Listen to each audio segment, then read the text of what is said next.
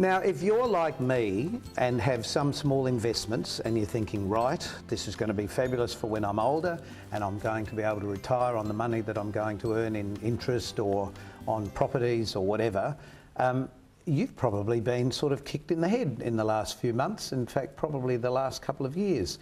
And John Grocke is here, who's a financial planner. We just thought it'd be nice to talk to you, John, about the future for a lot of people who are probably in the same position, who are 50 plus. Thank you, Malcolm. No, thank you for being on our show again. Now, you've been on the show before and you've given lots of different advice, but today we just thought we'd talk about, I guess, investors who have planned to retire, maybe had to go back to work because their income has dropped from their investments. There've certainly been a few changes for people, and there have been people who've had to make the choice to go back to work purely because they've had a shrinking investment base and are concerned about managing the income level they need. Okay, so imagine I'm between 50 and 60 years old, I'm still in the workforce, and I'm now starting to think, right, now I've got a plan for retirement, I've got some degree of super, but not a great deal because super wasn't happening when I was younger. I'm now in a situation that I have to manage my own funds, but I'm really not very good at that. That wasn't what I did for a profession, but it is what you do for a profession. So when does somebody need a financial planner? I would suggest that probably at least 10 years before people decide that they're going to retire, so they've got a reasonable time frame to make some plans.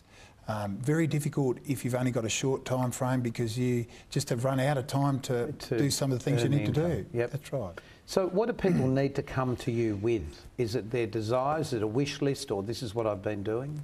I think it's probably an understanding of what they have now, so a summary of what they have now, probably a wish list or at least a dream of where they'd like to be, because sometimes it's difficult to think 10 years ahead, but it's also important to have a bit of an idea of what it might look like. Well, that would be in, like, planning for having holidays when they retire, is it? Because, you know, the old thing in my parents' day used to be, right, I retire when I'm 65, then I go on the world cruise, the trip to New Zealand or some other, you know, lifelong dream. But that's definitely changed now too, hasn't it? It has. I think people's expectations have actually shrunk a bit to conform with the time, and maybe the holiday's not quite as big as it was, but people are still doing that. I think there's an important component in that that probably hasn't changed, and that is people have a period in their retirement life cycle that is an active period and a passive period. So it's a matter of understanding that active period and what you want to do, because it does change in that second phase. Okay, so I've got a house and it's paid for, and I've got a little bit of money perhaps in the bank. Is that the best place to put money? I think the bank for people has been a sense of, it's been a security blanket, because at least in Australia we've actually been somewhat protected from what's happened overseas. So I think the bank's actually been reasonable, particularly term deposits up until recently have been extraordinarily popular. Very much different to what people have as a view of the share market and the like. So the bank's been okay, but again, you just need to be aware of how you manage that from a tax point of view. Right. So there are some implications there in terms of whether that's exactly the right place, depending on your circumstances. But really, this is why most people need help, because it's not their specialty, is it? To know which one to go with. It's probably not obvious unless you've actually been involved in a conversation of some type like that before. I watched, before we talked today, I watched an interview you did with Robin a little while ago, and he was quite hard-hitting, like, you know, sort of what do I get for my money here? But I guess that's the question that everybody wants to know, is how much will this cost me? And obviously it's going to vary, but how much will that cost me? And should I take the advice? Because this is just somebody giving me advice and they could be wrong. Okay. What makes your advice right? I would suggest there's probably a couple of things. The first thing, and I think it's a great question because people need to be getting value for money. I think the first thing I'd say is that people need to engage somewhere, because at least then it's becoming a focus and they're having a conversation. The conversation is probably as important as the advice outcome, because it stimulates thinking, it stimulates ideas, and it perhaps takes people to a place that they haven't been before in terms of where they want to be going forward. I think the advice has two components. The advice has a component of what could I look at, and then perhaps a recommendation. But the recommendation may not be exactly where people end up anyway. Or maybe what they particularly want. Like they may not want to take a risk. But I guess that's the thing of having the advice. It reduces the risk, doesn't it? It can, and I actually see it a little bit similar to a role of a coach. So someone who's actually standing alongside of a person or a couple and actually stepping them through some of the things that they might need to think about, and then over a period of time, if they want to develop a relationship with that person, having the opportunity to sit with them and actually check their progress. Well, particularly now that, as I said at the beginning, in the last couple of years, things have been sort of stepping down with finances worldwide. And as you said, we've been somewhat protected here in Australia, but I think we're starting to feel it now, perhaps more so than we've felt in the last couple of years. Should people be really worried about the way finances and the financial market is changing? I think we're in a fortunate position in Australia, and I think it's probably good to start at that point. But I also think that we've probably been a bit too comfortable relying on maybe one or two different sectors in our economic state of the nation that are really propping up everything else. So I think we're in a difficult place in a lot of areas, but we're better off than most of our peers overseas. So I think we need to be cautious rather than be concerned. I think we need to be cautious about how we go about things over the next 3 or 4 years. Do you think caution, though, can slow the whole market down?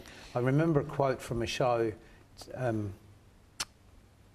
can't even think of the show, but I certainly remember the quote. Money is like manure. You have to spread it around to watch little things grow. It's Hello Dolly, that's the show. Yes. And Dolly Levi says that about her ex-husband. Is that a fair comment? Because are people really squirreling their money away, paying off loans because they're afraid of the future? Do you think? The banks are in a better position they've been for years because people are actually squirreling away in what they consider to be one of the safest places. Bank deposits are guaranteed by the government to $250,000 per bank or institution, so people see that as sort of rock solid. I think you're right that confidence is such an important ingredient in economic activity, and at the moment I'd suggest confidence is really just questionable because it's wavering, isn't it? It's because there's so much uncertainty. You can see that with the supermarket chains, everyone's flogging, come here, it's cheaper, it's this, it's better, it's whatever. And it is sort of, it is making, I think, people feel uneasy and uncertain. So for the average person, what should they really consider?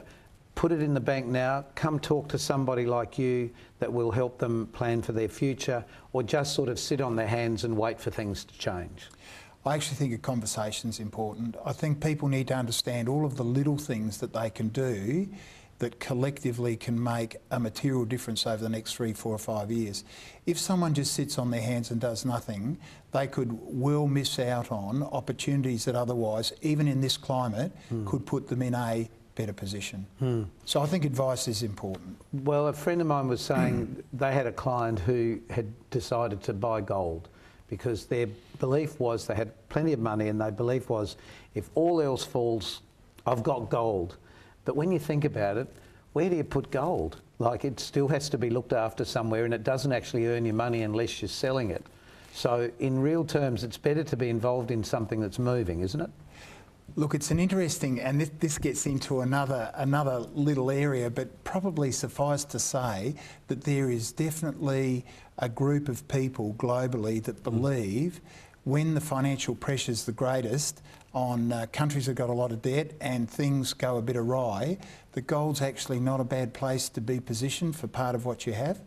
And for part of what you have, though, that's the key, isn't it? Correct. Because gold doesn't actually bring you money, and like an investment will pay a dividend, or even put in the bank will pay you a dividend. If the way that some people view it is that it's a bit like a currency, so it's an alternative to paper-based currency, and when other things are depreciating rapidly, gold tends to appreciate. So it's really not gold appreciating, it's really how many of the pieces of paper that you need to buy the gold. In the first place.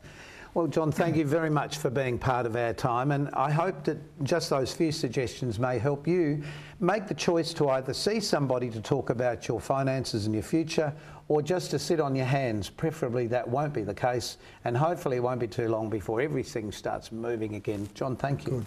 Malcolm, thank you.